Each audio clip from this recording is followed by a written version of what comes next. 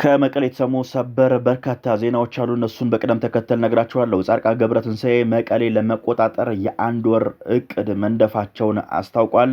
ከዚህ በኋላ ቆሞ መጠበቅ አይገባም ሲሉም በመድረክ ላይ መናገራቸው በዚህ አካባቢ ላይ በፌዴራል መንግስቱና በህወሓት መካከል የተፈጠረውን ውጥረት ወደ ከፍተኛ ደረጃ እንዳደረሰው እየተገለጸ ይገኛል። ሌላው የፌዴራል መንግስቱ ሳይቀደም መቅደም አለበት የሚል ይዘት ያለው መልእክትም አስተላልፏል። መንግስት የህወሓትን ቁንጮ ባለስልጣናት ላይ ኢላማ በማድረግ በቅድሚያ እርምጃ ሊወስድባቸው ይገባል የሚል ሐሳብ ነው የሰነዘሩት። በሚስጥር የሚዘውሩት የሀራ መሬትን መቀሌን ለመቆጣጠር ሙሉ ዝግጅቱን ማጠናቀቁን አስታውቋል። በሌላ በኩል በአፋር ክልል የመሸገው የሀራ መሬትም ከፌዴራል መንግስት ሚሳኤልን ጨምሮ በርካታ የቡድንና የግል መሳሪያዎችንም እንዳገኘ የሚጠቁሙ መረጃዎች ወጥተዋል።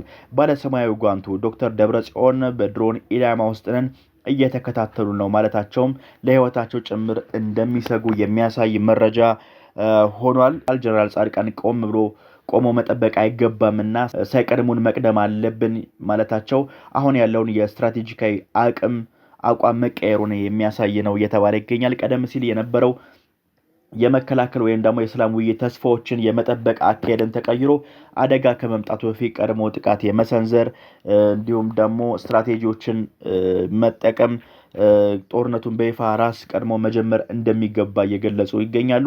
መቀሌን ለመቆጣጠር የአንድ ወር እቅድም ነው እንግዲህ መንደፋቸው እየተገለጸ የሚገኘው።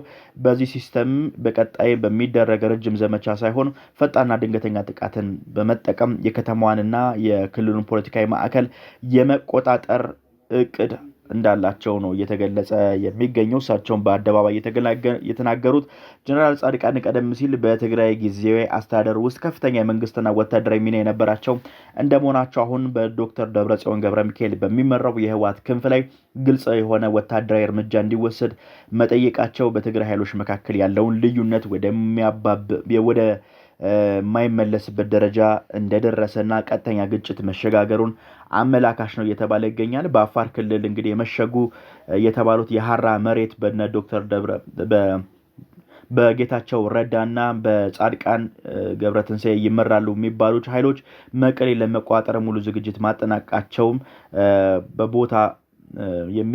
ቦታን የመጠበቅ ወይም ደግሞ ሚዛንን ከማስጠበቅ አልፈው ወደ አጥቂና ተንቀሳቃሽ ኃይልነት መሸጋገራቸውን ያሳያል። አፋርን እንደመነሻ መሰረት ስትራቴጂክ ግራውንድ መጠቀም መቀሌን በደቡብ ምስራቅ አቅጣጫ ለመጫን ወይም ደግሞ አስፈላጊ ሎጂስቲክ መስመሮችን ለመዘርጋት ስትራቴጂካዊ ብልጫ ይሰጣቸዋልም እየተባለ ይገኛል።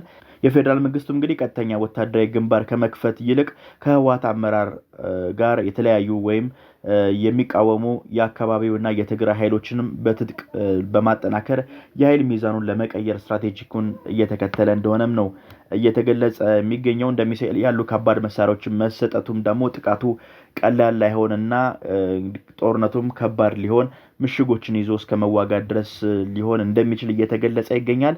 ባለሰማያዊ ጓንቱ ዶክተር ደብረጽዮንም በድሮን ኢላማ ውስጥ ነን እየተከታተሉ ነው ማለታቸው የፌዴራል መንግስቱ የዘመናዊ የመሰለልና የድሮን ቴክኖሎጂዎችን በመጠቀም የህወሓትን ከፍተኛ አመራሮች እንቅስቃሴ በቅርብ እንደሚከታተል ማሳያ ነው። ይህ አመራሮቹን የመንቀሳቀስ የማዘዝና የመቆጣጠር ነፃነታቸውን በእጅጉ እንደሚጎዳው ነው እየተገለጸ የሚገኘው። ለህይወታቸው መስጋታቸውን ይፋ ማድረጋቸውም በአመራሩና በደጋፊዎች ዘንድ የስነ ልቦና ጫና መፍጠሩን ያሳያል። በሌላ በኩል ደግሞ ይህ መግለጫ ደጋፊዎች ያደጋ ላይ ነን ማለት በማንቃት የደጋፊነት ስሜትን ለመፍጠር እንደዚሁ ሊገለገሉበት እንደሚጠቀሙበት ነው እየተገለጸ የሚገኘው። አጠቃላይ እንግዲህ የዶክተር ደብረጽዮን ጨዋታ በሁለት በኩል ነው እየታየ የሚገኘው። አንድም የስጋት መንፈስ በደጋፊዎች ላይ ሊፈጥር ይችላል። ሁለትም ደግሞ የጠላት ተብሎ የሚነሱት ከዚህ ቀደም በህወሓት ደረጃ የማይደግፉ ሰዎች ጭምር አሁን ላይ በዚህ በሰጧቸው አስተያየቶች ምክንያት ወደ ራሳቸው ለመሳብ ይጠቀሙበታል ተብሎ ይታሰባል። ሌላው በጀነራል ጻድቃን የሚመራውና ሀራ መሬት ኃይል ወደ መቀሌ የሚያደርገው ግስጋሴ በትግራይ ክልል ውስጥ ወንድም በወንድሙ ላይ የሚያደርገው የእርስ በርስ ግጭት ሊቀሰቀስ ይችላል። ይህ የህዝቡን ሰብአዊና ኢኮኖሚያዊ ቀውስም የበለጠ እንዲባባስ ሊያደርገው ይችላል። የፌዴራል መንግስቱ ለታጣቂ ኃይሎቹ በከባድ መሳሪያዎች የሚያቀርብ ከሆነና በህወሓት ቁንጮ አመራሮች ላይ ቅድሚያ እርምጃ ከተወሰደ በፌዴራል መንግስትና በህወሓት መካከል የተደረገው የፕሪቶሪያ ሰላም ስምምነት ሙሉ በሙሉ ሊፈርስና ወደ አዲስ አገራዊ ቀውስ ሊያመራ እንደሚችል ነው እየተገለጸ የሚገኘው። በአፋር ክልል እንደገና ለትግራይ አቅጣጫ ጦርነት መነሻ መሰረት መሆኑ በአፋርና በትግራይ አጎራባች አካባቢዎች ደህንነት አደጋ ላይ የሚጥል ሲሆን የንግድና የሎጂስቲክ መስመሮችም እንዲስተጓጎሉ ሊያደርግ ይችላል የሚሉ ሀሳቦችን በስፋት እየተነሱ ይገኛሉ። የዛሬ መረጃዎቻችን እነዚህ ናቸው። በሌሎች መረጃዎች ዳግም እንገናኛለን። ሰላም ነው።